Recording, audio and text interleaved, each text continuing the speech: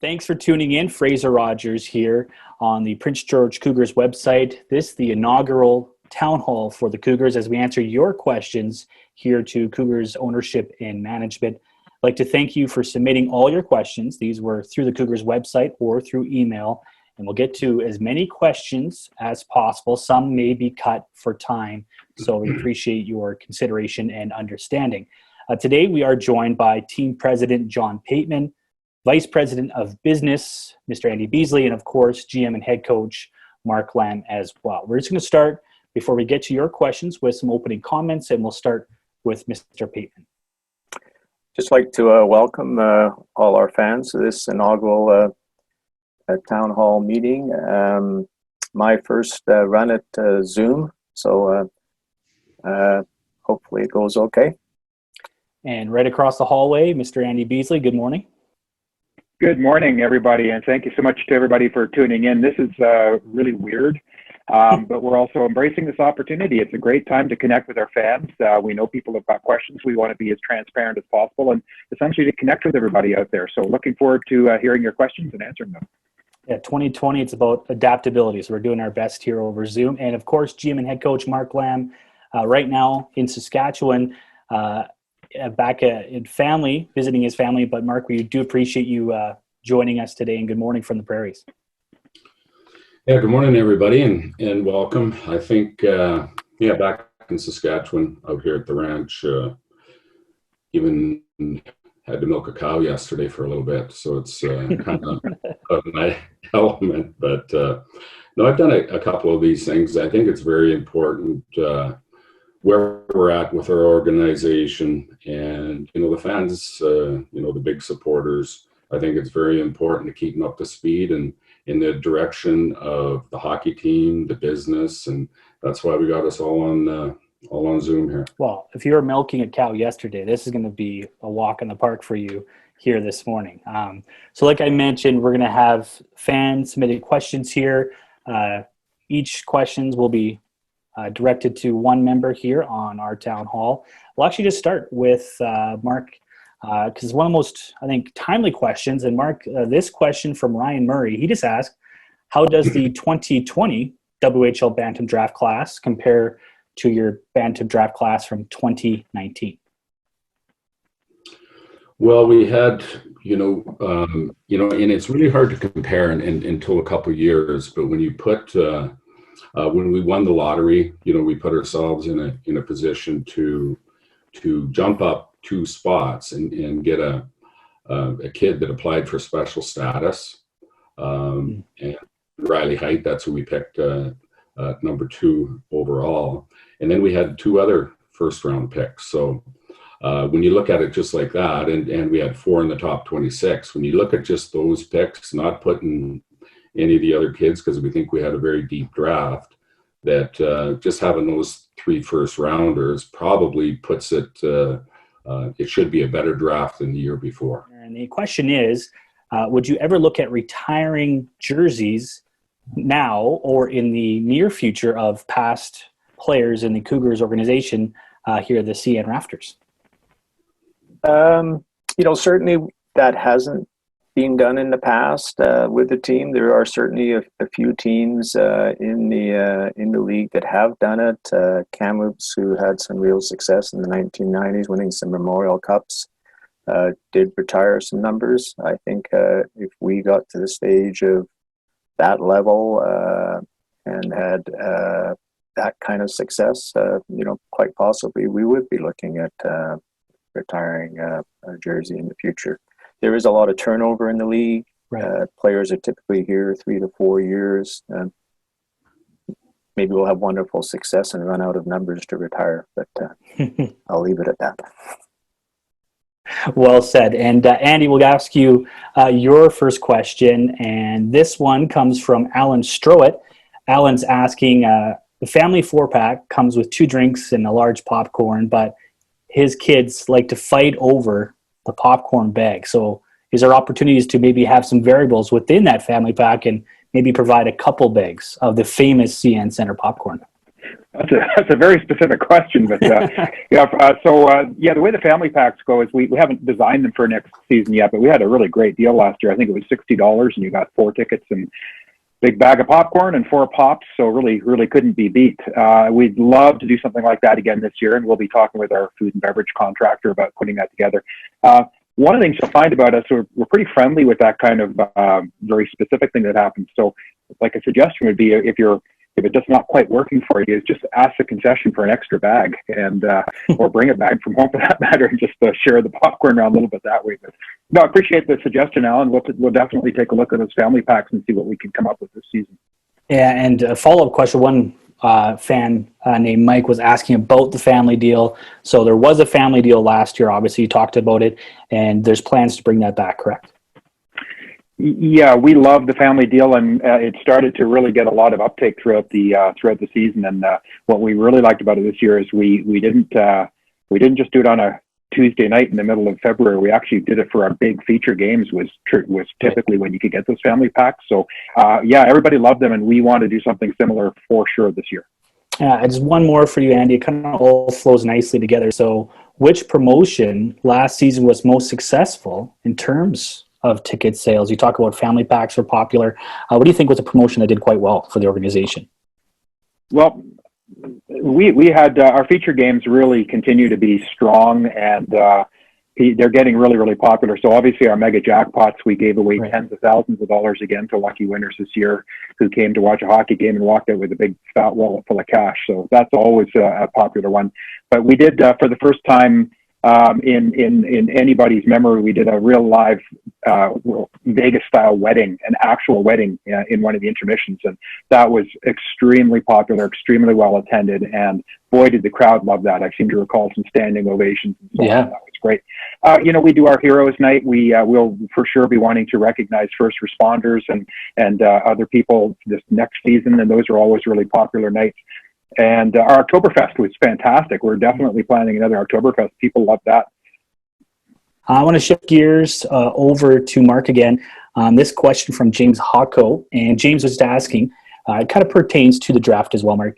In past years, the Cougars, seemed to struggle with getting high-end talent to commit to the Cougars prior to the draft. What has changed recently, and how excited are you about these last 2 draft classes because you have been securing some high-end talent over the last couple of years?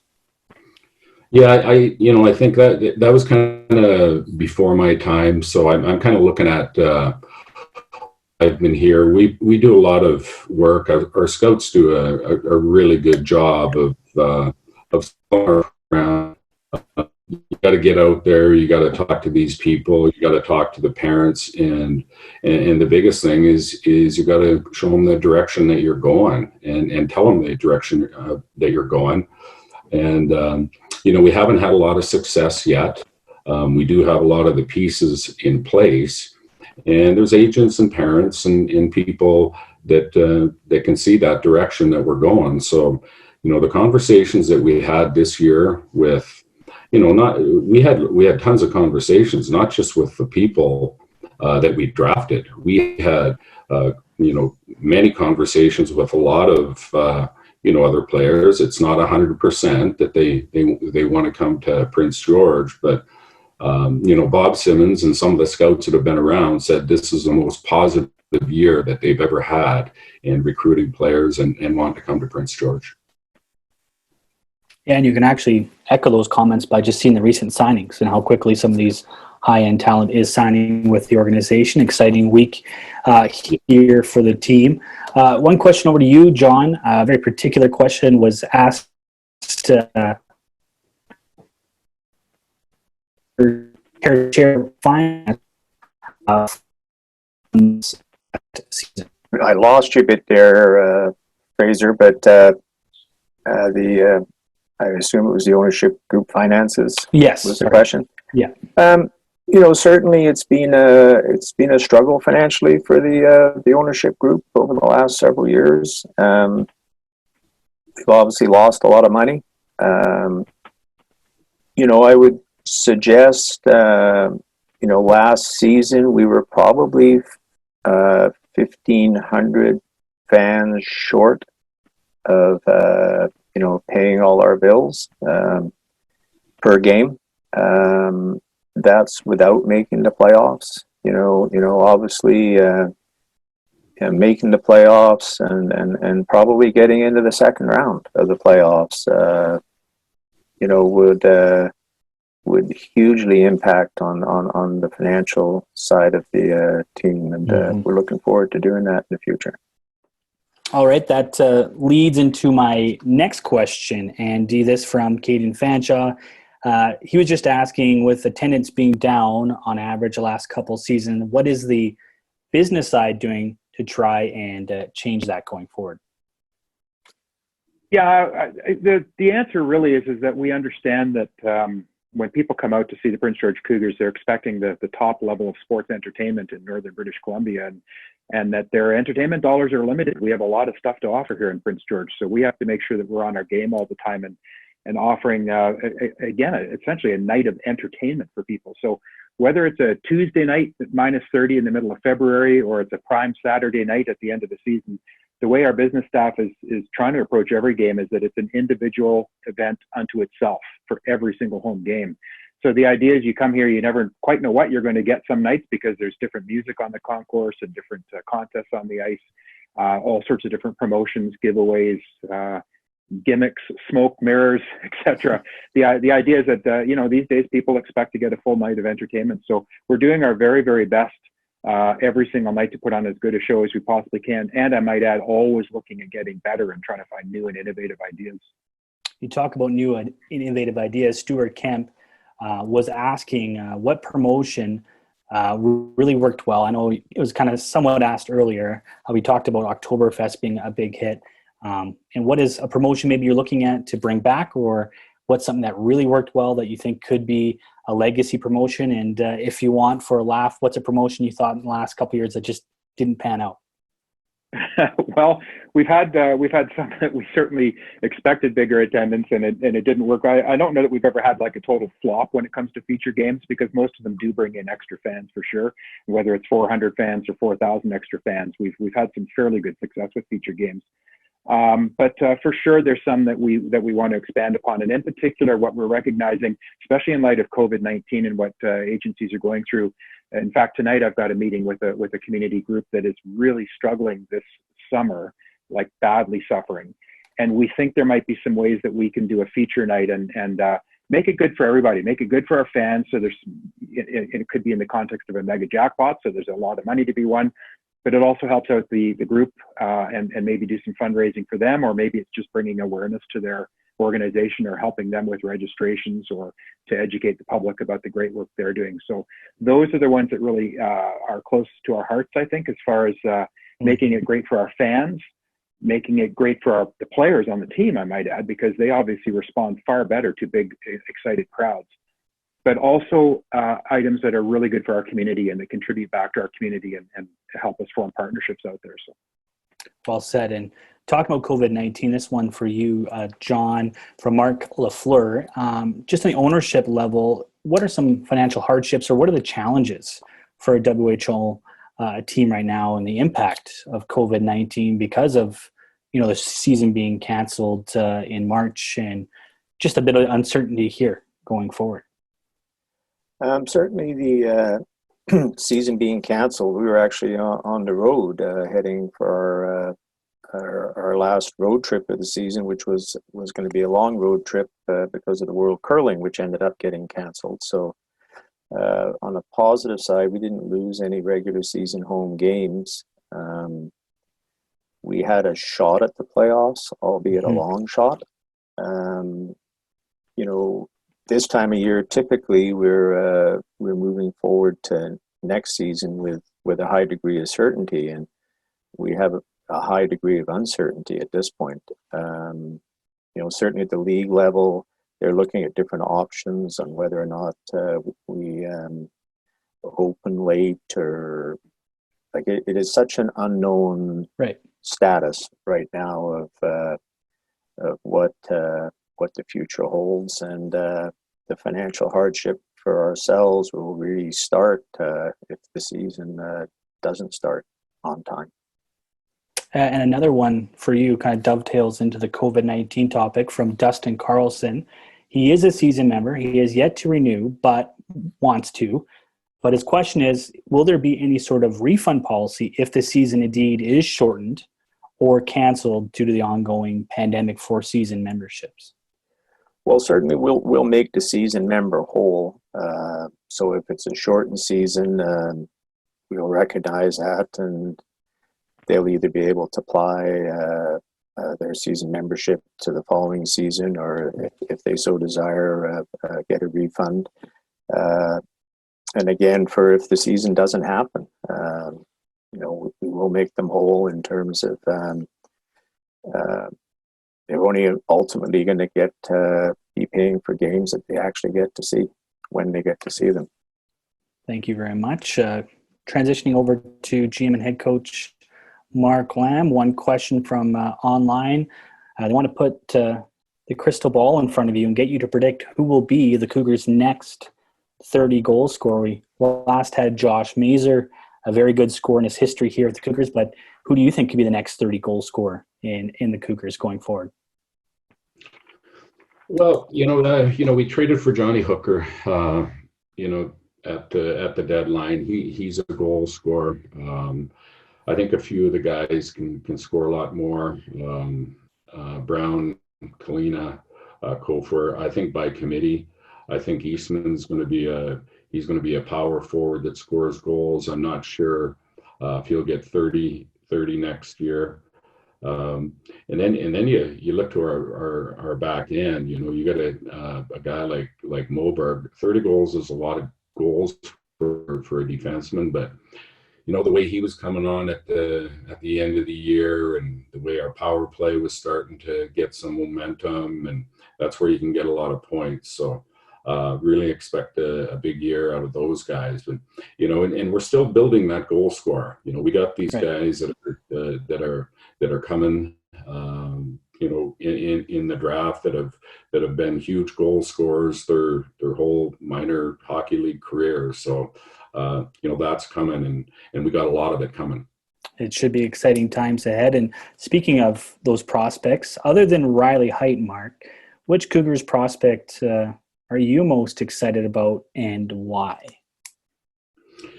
You know what? I really don't. I'm excited about them all.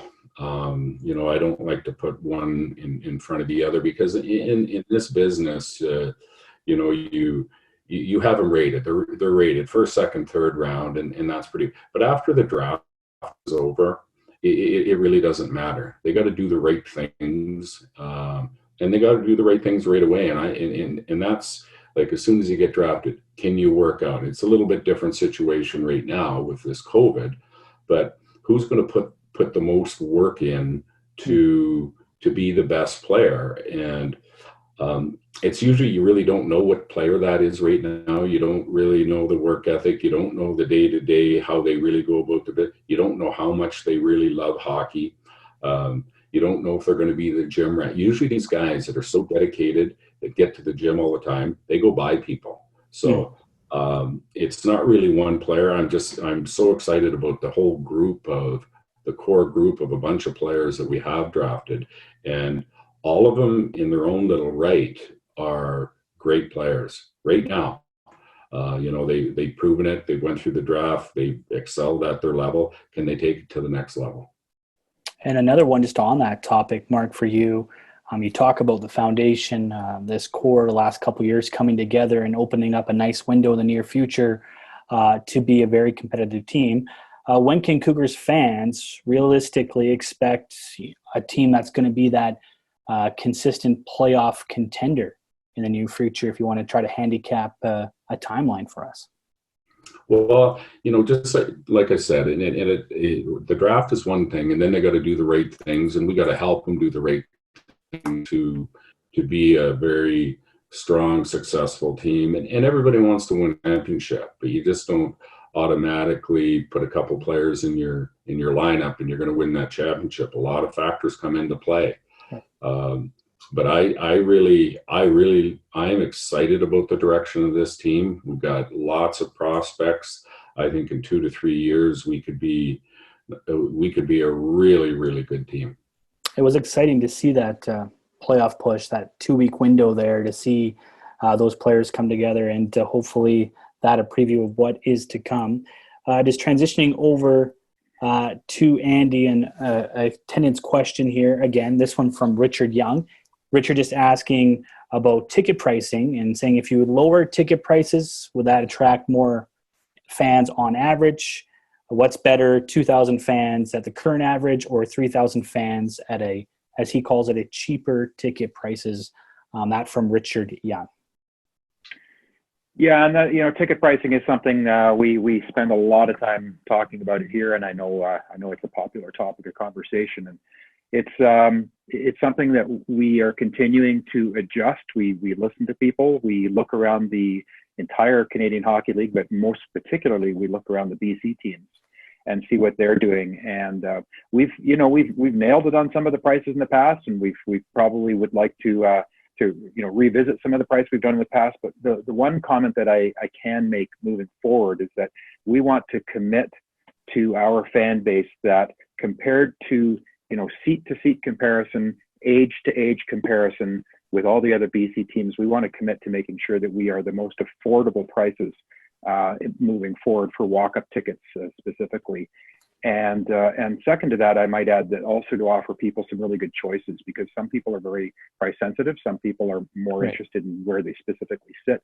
But we really do want to make sure that when we're looking at other BC teams, that we're right there with them, but even better, a little bit more affordable than any other team in British Columbia.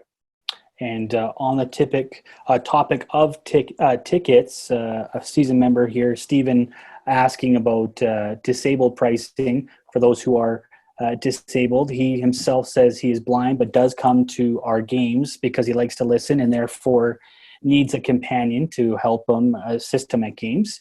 Would you, as an organization, consider a discounted ticket for disabled fans and their companions? And his comparable was Air Canada does offer a discount airfare for companions for those traveling that are disabled.